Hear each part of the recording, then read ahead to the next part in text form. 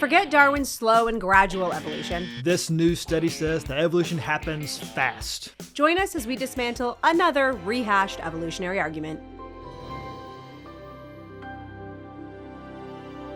All of your life, you probably heard a version of this. Slowly, over millions of years, small changes within the species became big changes that changed one kind of creature into a totally different kind of creature. This slow and steady over millions of years version of evolution is what Darwin first proposed back in 1859 with the publication of Origin of Species. And it's important to note that Darwin did not invent evolution.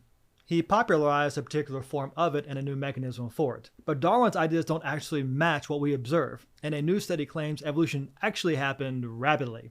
This new study looked at plant and animal life spanning 2 million species across multiple levels of classification, including phyla, order, family, and species.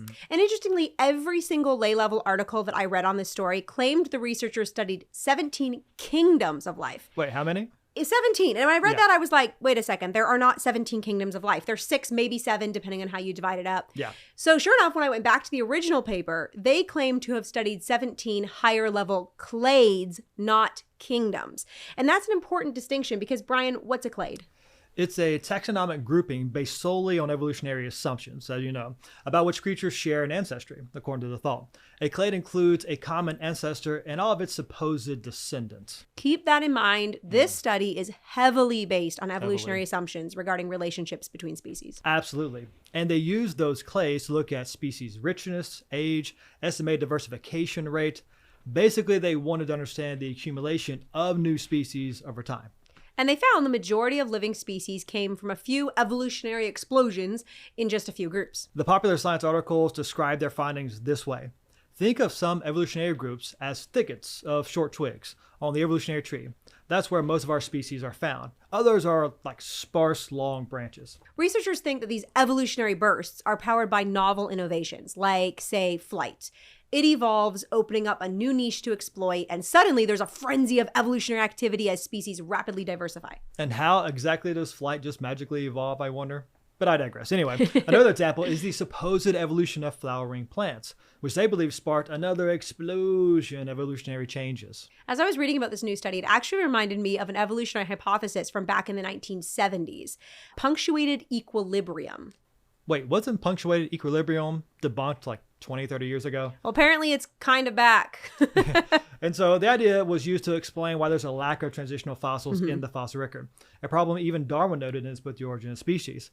And there are two evolutionists, Niles Eldredge and Stephen Jay Gould, who proposed the idea that evolution is characterized by equilibrium. That is, no change over millions of years, and then bam, it's punctuated by a rapid burst of evolution. And that short transition wasn't captured in the fossil record, thus that's why there's no transitional fossils. So this new study is basically the same idea. Evolution is really rapid, with life just exploding on the scene, fully formed and functioning. Almost like there was no evolution at all. Almost like that. Actually, once you strip away the evolutionary assumptions behind this new study, and the millions of years, of course, what they observed is consistent with what we'd expect, starting with the biblical idea of created kinds. One of the researchers said, "Here we show for the first time that most living species do indeed belong to a limited number of rapid radiations. That is, they form groups with many species which evolved in a relatively short period of time." Now, replace form groups with kinds and evolved with adapted, and that is perfectly consistent with what we expect within the biblical worldview. And here to discuss that with us is our own Dr. Georgia Purdom. Thanks for joining us, Georgia. Great to be here. Thanks for spending some time with us, Georgia. Now, many evolutionists and even many Christians who accept evolution in millions of years totally misunderstand the biblical teaching regarding kinds. So what's the difference between the evolutionary tree of life and the created orchard of life? All right, so first let's talk about the tree of life. All living organisms have evolved supposedly from a single-celled common ancestor over billions of years, like a branching tree with each branch representing a different type of organism. So, for example, we have a branch that represents the evolution of dinosaurs, and from that branch we get more branches that represent the evolution of different types of dinosaurs, and eventually most of those become extinct, because obviously we don't have dinosaurs around today, so those branches stop growing, except for the one branch that evolves into birds that we do still have today, right? Because birds are supposedly modern-day dinosaurs. We also have a branch that represents an ape-like creature, and from that we get branches that become the apes we have today, and we also get a branch off of that becomes the hominids, like Neanderthals. Some of those, obviously those went extinct, but also we get humans that come off of that we have today, modern humans. That's a lot of branches, but all those branches go back to one main trunk, right? Right, the single-celled common ancestor, right, that everything came from.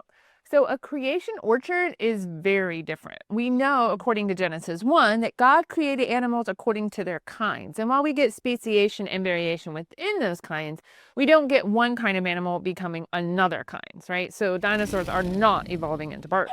We have the dog kind, we have the cat kind, we have various dinosaur kinds, and so on. And you can kind of think of a kind as like a reproductive unit. And animals can usually mate with each other within their respective kinds, but we don't get one kind mating with another kind. So cats are not mating with dogs, obviously, right? But we do see, like horses and donkeys, they can mate forming a mule. And the horse and the donkey, while they might be different species, they all belong to the Equidae family or the horse kind. And there's lots of observational evidence to support the creation orchard, but none to support the evolutionary tree of life. Many times evolutionists use the terms evolution and speciation interchangeably like they do in this article, but they are different. Georgia, why is that equivocation problematic, and how should we rightly define these terms?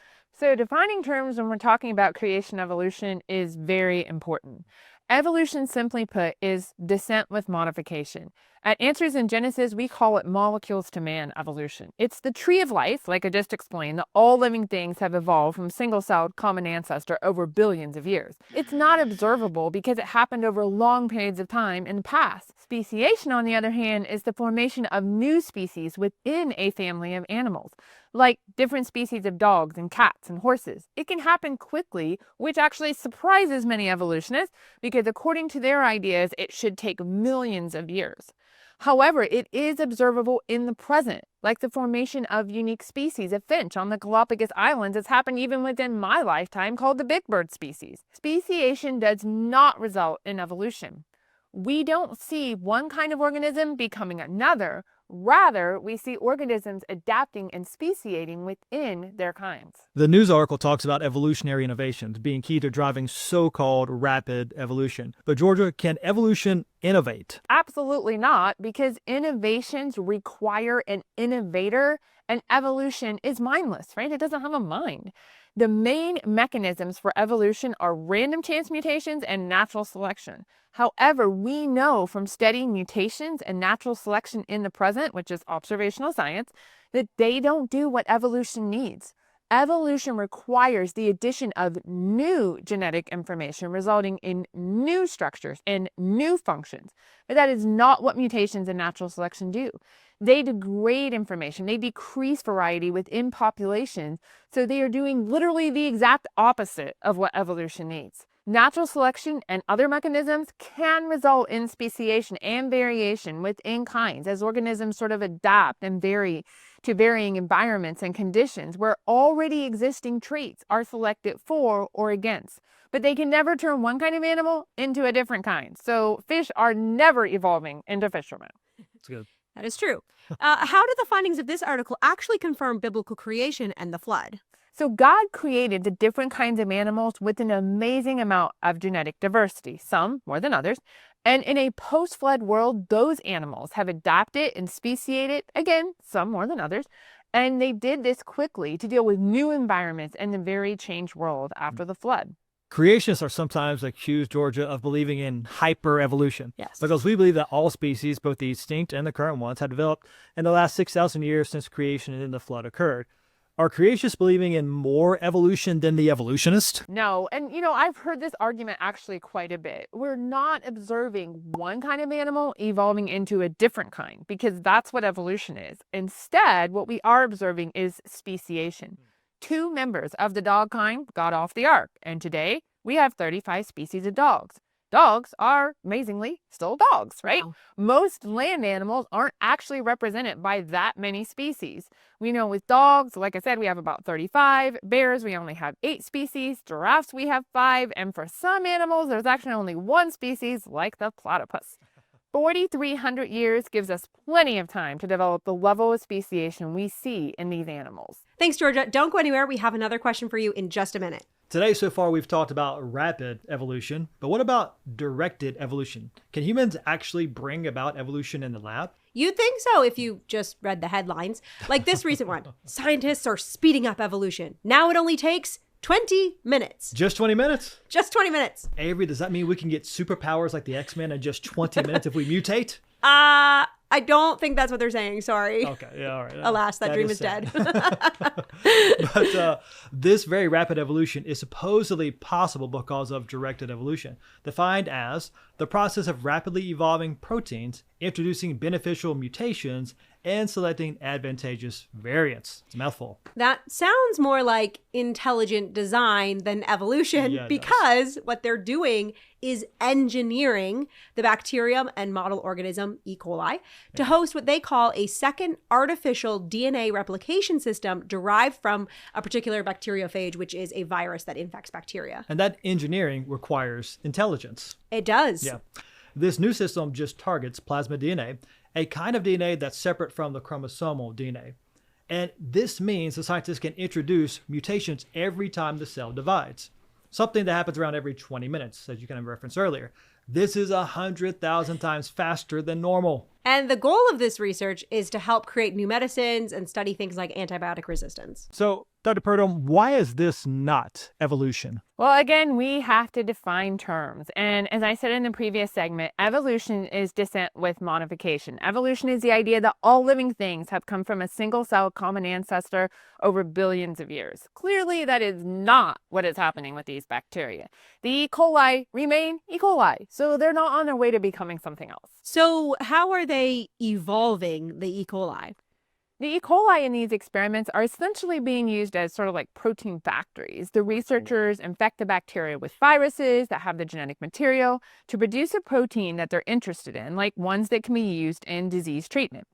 They then can easily introduce changes through the viruses to these proteins and see if the proteins produced by the bacteria then act in a way that is more amenable to the desired function. And this new system is a lot faster than previous methods. So the bacteria and the viruses are merely tools that scientists are harnessing to help mitigate the effects of the curse in a fallen world by discovering new treatments for disease. This really has nothing to do with evolution in the sense of molecules to man, even though they keep using that term. It sounds like a whole lot of intelligence behind this engineering, as we kind of mentioned earlier. And since E. coli have a short doubling time, only about 20 minutes, that means there have been many, many, many generations for them to evolve over billions of years of time they've been around. But have they? Actually, they haven't. There have been so-called Lazarus bacteria that were resurrected from a salt crystal that was supposedly dated to be 250 million years old. And when they sequenced the DNA of the Lazarus bacteria, they found it was actually very similar to the DNA sequence of bacteria today. So bacteria stayed bacteria. If millions of years of evolution have occurred, why is the DNA so similar? Because evolution is a fairy tale. Living organisms can vary, adapt, and speciate, but they remain the original kinds that God created them to be. Absolutely. Thanks again, Georgia. We asked you on our YouTube page, how fast did evolution happen? And most of you voted to say it didn't. Which is the right answer. Yep. And user Stephen White even brought up E. coli, the classic example of supposed evolution in the lab. He says, E. coli do adapt and produce E. coli. Oh, wait, that's adaptation within a kind. And Robert Beniston said, evolution did not happen at any speed. And we can know that because God's word declares he created all creatures according to their kinds. So one kind won't change into another kind slowly or rapidly. Until next time, trust Jesus and proclaim the authority of God's word from the very first verse.